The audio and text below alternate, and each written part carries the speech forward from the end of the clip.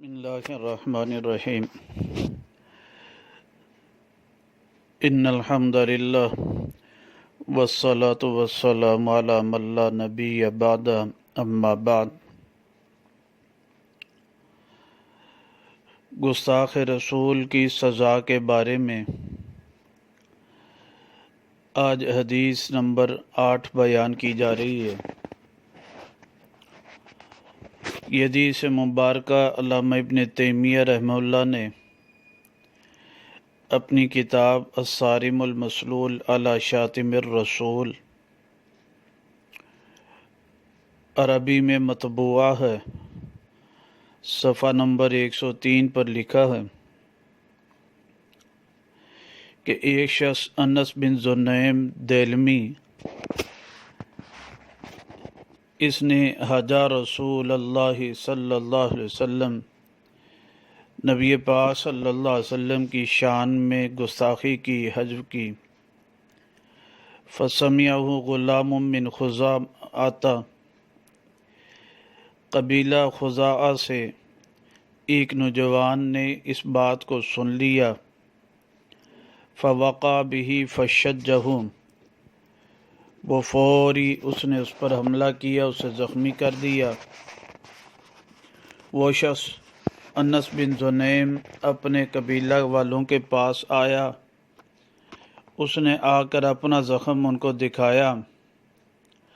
اب دونوں قبیلوں میں لڑائی شروع ہونے کا اندیشہ ہوا۔ یہ بات جو تھی نبی پاک صلی اللہ علیہ وسلم تک پہنچی۔ قبیلہ خزاعہ کے 40 سوار نبی پاک صلی اللہ علیہ وسلم سے مدد طلب کرنے کے لیے نکلے۔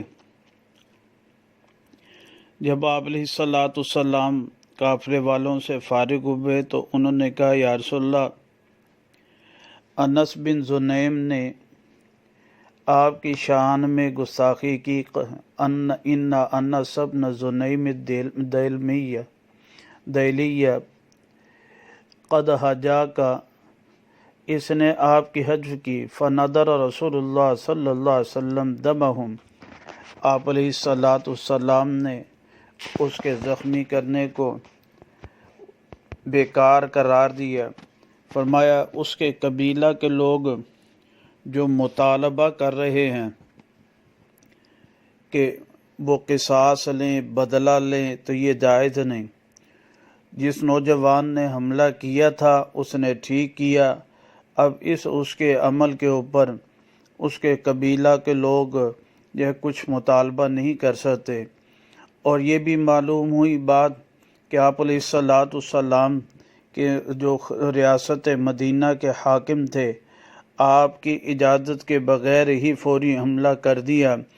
آپ علیہ الصلوۃ والسلام نے اس بات پر بھی کوئی نکیر نہ فرمائی، یعنی ناپسندیدگی کا اظہار نہیں فرمایا کہ میری خدمت میں پہلے بات پہنچاتے پھر گستاخ کو سزا دیتے۔